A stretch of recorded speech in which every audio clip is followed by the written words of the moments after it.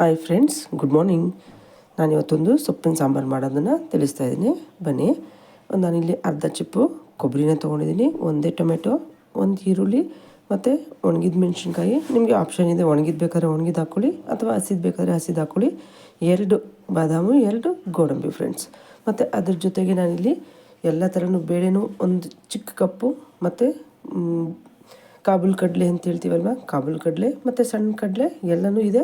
ಮತ್ತು 1 ಕಪ್ಪು ಬೀನ್ಸು, ಇಷ್ಟನ್ನು ಸಹ ಬೇಯಿಸ್ಕೋಬೇಕು ಫ್ರೆಂಡ್ಸ್. ಇದನ್ನು ಬೇಯಿಸ್ಕೊಳ್ಬೇಕು. ಮತ್ತು ಇದನ್ನು ಬೇಯಿಸ್ಕೊಂಡು ಇದನ್ನು ಗ್ರೈಂಡ್ರ್ ಮಾಡ್ಕೊಳ್ಳಿ. ಮತ್ತು 2 ಸೇರಿ ಮಿಕ್ಸ್ ಮಾಡಿಕೊಂಡು ಒಂದು ಒಗ್ಗರಣೆ ಕೊಡಿ ಫ್ರೆಂಡ್ಸ್. ತುಂಬ ಟೇಸ್ಟಿಯಾದ ಸೊಪ್ಪು ಸಾಂಬಾರು ರೆಡಿ ಆಗುತ್ತೆ. ನೋಡಿ ಫ್ರೆಂಡ್ಸ್, ಈ ರೀತಿಯಾಗಿ ಸೊಪ್ಪನ್ನು ಬೇಯಿಸ್ಕೊಂಡಿರೋದಂತನ ರುಬ್ಕೊಂಡಿದ್ದೀನಿ.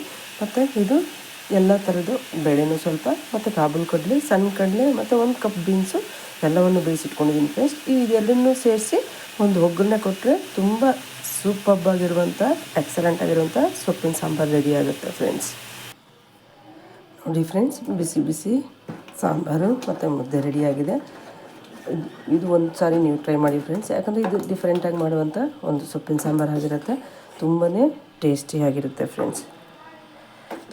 ಈಗ ಅವರೆಕಾಳು ಸೀಸನ್ ಆಗಿರೋದ್ರಿಂದ ನೀವು ಅವರೆಕಾಳನ್ನು ಸಹ ಆ್ಯಡ್ ಮಾಡ್ಕೊಳ್ಬಹುದು ಫ್ರೆಂಡ್ಸ್. ತುಂಬ ಚೆನ್ನಾಗಿ ಬರುತ್ತೆ ಸಾಂಬಾರು. ಮತ್ತು ನಿಮಗೆ ಹೊಸಬ್ರು ಆದ್ರೂ ಸಹ ಇದನ್ನು ಟ್ರೈ ಮಾಡಬಹುದು ಫ್ರೆಂಡ್ಸ್, ಯಾಕಂದರೆ ತುಂಬ ಈಸಿಯಾಗಿ ಮಾಡುವಂಥ ಒಂದು ಸಾಂಬಾರಾಗಿರುತ್ತೆ ಫ್ರೆಂಡ್ಸ್. Thank you.